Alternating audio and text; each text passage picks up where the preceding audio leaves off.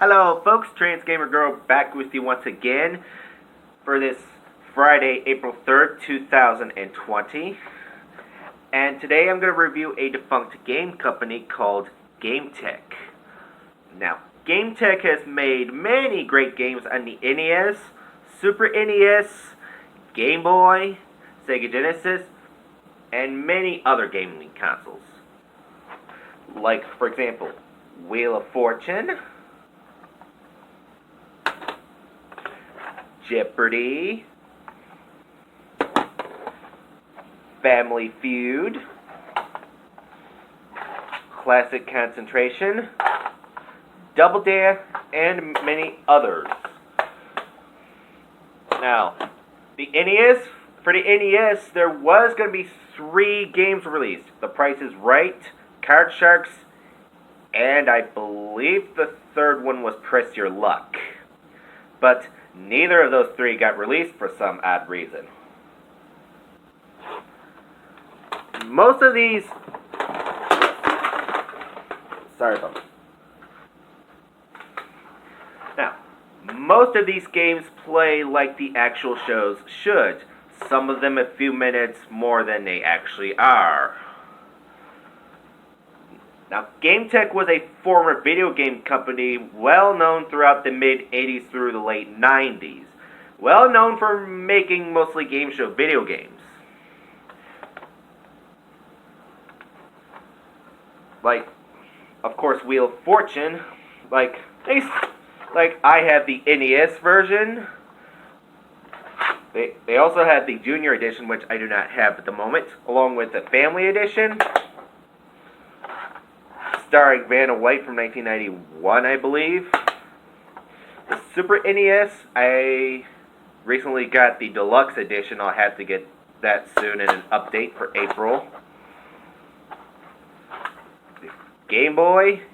Oh, fun fact. The Game Boy version actually only has 2 players instead of 3. I don't know why. Still a decent game. And the last Wheel of Fortune game for Gametek, the N64 version, which I really love.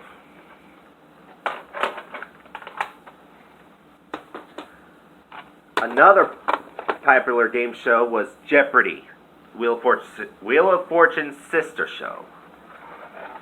They made the regular Jeopardy for the NES, Junior Edition.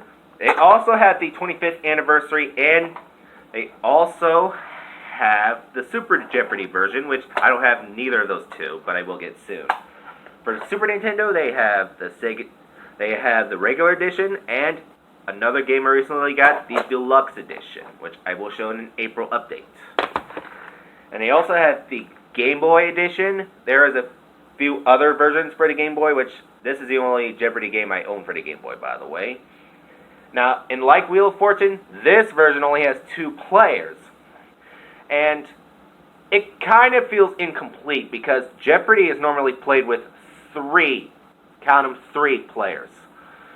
And the game, it's very slow. I mean, this game, it would not surprise me if this takes an hour to complete. Have to do a review on that soon. And the last Jeopardy game was the N64 version. Again, takes too damn long. But, unlike the Game Boy version, it actually has 3 players. And it actually does have a set. Okay, now, Gametek has created game shows that everyone knows and loves. And most of them are good, some of them are but some of them are downright crap. Like the Game Boy version of Jeopardy. And Wheel of Fortune for the Game Boy was decent. But I also have, well, of course, the Family Feud for the Super NES and Sega Genesis is a really good game, but the computer's difficulty is rather unfair, if you ask me. Like, for every incorrect answer, they say, for example, no guess or I give up. I mean, what the hell kind of an answer is that? And Double Dare for the NES. Really good game, plays exactly like the show. controls for the physical challenges are meh, but the controls for the obstacle course are complete hell. But still a decent game. And another game that plays exactly like it should, Classic Concentration. This is based off the Alex Trebek version from 1987 through 1991. It's a really good game. Very quick game, if you ask me. Oh, let me go back to Double Dare. This is based off the Mark Summers version from the 80s and 90s. Well, the first version is from the 80s. Where it features only 2 players for each team instead of 4. And Hollywood Squares features the John Davidson version. And it's a good game. I'm not a big fan of the bonus game, but still a decent game. And I should also mention that most of these games I showed just now do have hosts. Family Feud has the Ray Combs version. It has Ray Combs in it. It looks decent. And music's pretty good. Graphics are good. And this, all 3 of these games do have hosts in it, but Classic Concentration looks nothing like Alex Trebek. It's some other generic guy. These 2, they could pass as hosts. I mean, graphics are meh, but they're pretty good games. Let me talk. Oh, oops, sorry. Now, these 2 games do not have hosts, but they do have the contestants and contestant podiums along with the game board. And graphics aren't too bad for its time. Now, the Sega Genesis and Super Nintendo versions do have the host Trebek, Alex Trebek, that is. And he looks really good, and the graphics are this game's version graphics are okay, but the Deluxe Edition and the Sega Genesis graphics are really good. The Game Boy version graphics freaking suck. The host looks nothing like Alex Trebek. Oh, they also released Jeopardy and Wheel of Fortune for the Game Gear. I don't have a Game Gear, but I've played both the games. The Game Gear is like the Game Boy version. Wheel of Fortune is like the Game Boy version on the Game Gear, except the Game Gear actually does have 3 players. And this has Alex Trebek on the cover and in the game itself. Graphics are kind of ugly, but still a decent game. Now, I should mention that the 3 Wheel of Fortune games I have do feature Vanna White at the puzzle board. Now, this one has actually Vanna talking. Well, she doesn't talk all through the game, but she talks some of the time. And Wheel of Fortune for the Game Boy has Vanna at the puzzle board. She looks pretty much nothing like Vanna.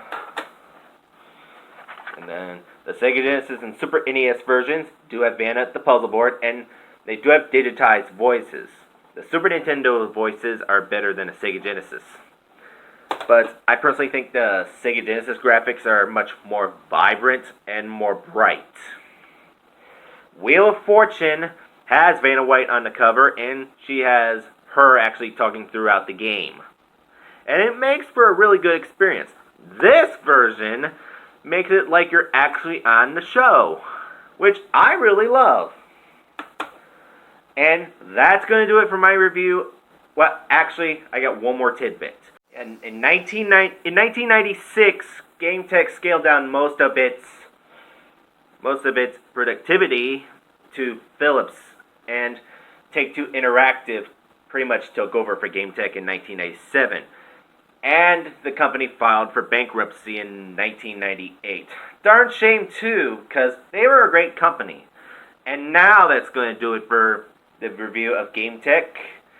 I'm Trans Gamer Girl. Thank you for watching. And on Monday, April 6th, I will be doing Super Mario Kart gameplay 50cc for the Super Nintendo. I'll see you then. Bye-bye.